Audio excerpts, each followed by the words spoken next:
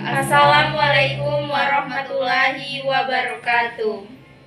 Perkenalkan, nama saya Delvita Jessica Aldila. Nama saya Novi Alpiani. Baiklah, di sini kami akan menjelaskan materi dan kesimpulan yang kami dapat dari diskusi kelompok 1 sampai 6. Baiklah, kami akan membacakan hasil diskusi dari kelompok kami.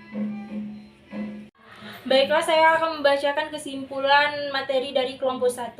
Dari landasan teori yang telah dikemukakan di atas jelas bahwa dengan adanya pendidikan prasekolah berarti ikut mengembangkan pribadi pengetahuan dan keterampilan anak usia yaitu umur 3-6 tahun, juga membantu pertumbuhan dan perkembangan jasmani dan rohani anak. Dalam amandemen Undang-Undang Dasar 1945 Pasal 28B Ayat 2 dinyatakan bahwa setiap anak berhak atas kelangsungan hidup, tumbuh, dan berkembang, serta berhak atas perlindungan dari kekerasan dan diskriminasi. Dalam Undang-Undang Nomor 20 Tahun 2003 tentang Sistem Pendidikan Nasional Bab 1 Pasal 1 Butir 14 dinyatakan bahwa pendidikan anak usia dini adalah suatu upaya pembinaan yang ditujukan kepada anak sejak lahir sampai dengan usia 6 tahun yang dilakukan melalui pemberian rangsangan pendidikan untuk membantu pertumbuhan dan perkembangan jasmani dan rohani agar anak memiliki kesiapan dalam memasuki pendidikan lebih lanjut. Landasan hukum yuridis pendidikan adalah asumsi-asumsi yang bersumber dari peraturan perundang-undangan yang berlaku yang dijadikan titik tolak dalam pendidikan.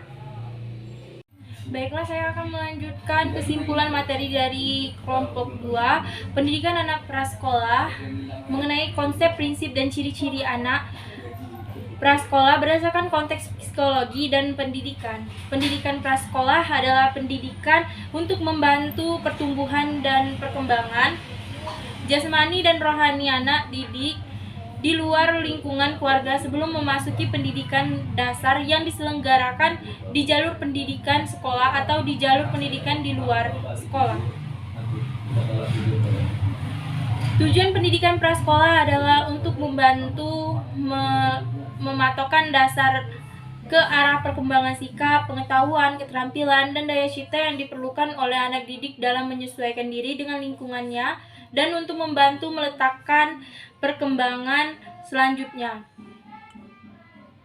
Fungsi pendidikan Taman Kanak-kanak dan Raudatul Athar adalah mengenalkan peraturan dengan menanamkan disiplin anak, mengenalkan anak dengan dunia sekitar, menumbuhkan sikap dan perilaku yang baik, mengembangkan kemampuan berkomunikasi dan mengembangkan keterampilan, kreativitas, dan kemampuan dimiliki anak. Menyiapkan untuk memasuki pendidikan anak ke pendidikan dasar. Baiklah, saya akan melanjutkan membaca kesimpulan dari materi kelompok 3. Pendidikan anak prasekolah meliputi teori pendidikan anak prasekolah menurut tokoh pendidikan. Bermula dari ahli filsafat Martin Luther, Rasul, dan Restolti. Tokoh-tokoh tersebut mengarahkan pemikiran para ahli yang tokoh hidup pada abad berikutnya. Ini adalah parabel mendirikan kindergarten pertama pada tahun 1837. Kurikulumnya telah terinstruksi dan dirancang untuk mencapai pemahaman tentang menurut parabel guru bertanggung jawab lingkungan dalam membimbing dan mengarahkan. Dengan hal tersebut, maka anak akan menjadi kreatif dan mereka kepada masyarakat akan menyumbangkannya. Parabel menanamkan dasar bagi kurikulum adalah dengan sebutan chip merupakan objek dapat dipegang dan digunakan anak sesuai instruksi guru. Dengan demikian, untuk mengukur cerdas anak dapat belajar tentang ukuran warna, konsep menghitung, membandingkan Gibbs sendiri. John Jacques menggunakan pendekatan alam atau pendekatan naturalistik Pendidikan nutrisi intervensi membiarkan anak tumbuh tanpa dengan cara tidak membandingkan anak dengan yang lain. Baiklah, saya akan melanjutkan kesimpulan dari kelompok 4, sejarah perkembangan lembaga pendidikan prasekolah, yaitu pada awal mulanya pendidikan prasekolah ini muncul di kota Blankenburg, Jerman pada tahun 1840. Ia diperkenalkan oleh Friedrich Wilhelm August Froebel dengan mendirikan lembaga bernama Kindergarten. Istilah kindergarten ini mempunyai makna yang berarti taman kanak. Selanjutnya, istilah kindergarten berarti terkenal dengan sebut Froebel School yang identik dengan nama pendiri tersebut. Konsep yang digunakan Froebel School sangat cepat menyebar ke seluruh dunia. Pada tahun 1907, prasekolah versi lain pun mulai muncul di Como San Lorenzo, Italia.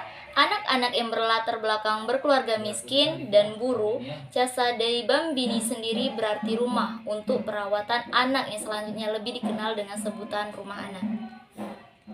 Dan selanjutnya itu kesimpulan dari kelompok 5, yaitu tahap perkembangan psikologi dan prasekolah. Anak merupakan manusia kecil yang mengalami pertumbuhan dan perkembangan baik fisik maupun mental. Kemudian dalam proses perkembangannya, anak sebagai subjek yang tumbuh dan berkembang. Anak merupakan manusia yang masih kecil berada pada tahap perkembangan, di mana awal kehidupannya ia tidak mengenal sesuatu apapun sehingga dapat diarahkan kepada perbuatan yang positif dan negatif.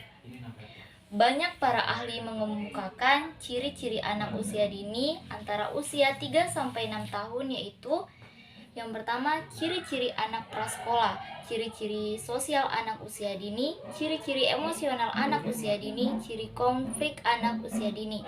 Rasa ingin tahu yang besar, mulai dapat mengendalikan emosi sendiri dan dapat membereskan alat mainan. Ini kesimpulan yang terakhir, yaitu psikologi perkembangan berarti upaya mengamati dari konsepsi segala perubahan yang terjadi secara sistematis dalam diri seseorang mulai sampai kematian. Adapun psikologi perkembangan anak hanya mempelajari perkembangan manusia sejak lahir hingga usia 6 tahun atau 8 tahun. Implikasi perkembangan anak masa dalam pendidikan di sini lebih mengarah pada tugas-tugas perkembangan pada masa prasekolah. Prasekolah salah satunya yaitu belajar mengenal perbedaan jenis kelamin, belajar mengendalikan hubungan baik dan buruk, belajar mengendalikan hubungan emosional dengan orang tua. Baiklah, saya akan membacakan kesimpulan dari materi yang telah kami bacakan tadi, yaitu pengertian pendidikan anak prasekolah, pendidikan untuk membantu pertumbuhan dan perkembangan jasmani dan rohani anak didik di luar lingkungan keluarga sebelum memasuki pendidikan dasar yang diselenggarakan di jalur pendidikan sekolah atau di jalur pendidikan luar sekolah. Tujuan pendidikan prasekolah untuk membantu meletakkan dasar ke arah perkembangan sikap, pengetahuan, keterampilan, dan daya cipta yang diperlukan oleh anak didik dalam menyesuaikan diri dengan lingkungannya. Fungsinya untuk mengenalkan anak dengan dunia sekitar, menumbuhkan sikap dan perilaku yang baik, mengembangkan kemampuan berkomunikasi dan bersosialisasi, mengembangkan keterampilan, kreativitas, dan kemampuan yang dimiliki anak, menyiapkan anak untuk memasuki pendidikan dasar. Menurut landasan teori pendidikan anak, prasekolah terbagi menjadi beberapa tokoh, yaitu John Dewey Maria, Montessori Mami, Milan bersaudara, dan Jane Pick. Menurut sejarahnya, konsep yang digunakan variabel 10 sangat cepat menyebar ke seluruh dunia. Pada tahun 1907, prasekolah versi lain pun mulai muncul di kalangan dunia menurut tahap perkembangan psikologi anak. Prasekolah anak merupakan manusia kecil yang mengalami pertumbuhan dan perkembangan baik fisik maupun mentalnya, berkembang secara alami dan psikologi. Perkembangan berarti upaya mengamati segala perubahan yang terjadi secara sistematis dalam diri seseorang. Sekian hasil diskusi penjelasan dari kelompok kami. Lebih dan kurang kami mohon maaf. Wabillahi taufiq wal hidayah. Wassalamualaikum warahmatullahi wabarakatuh.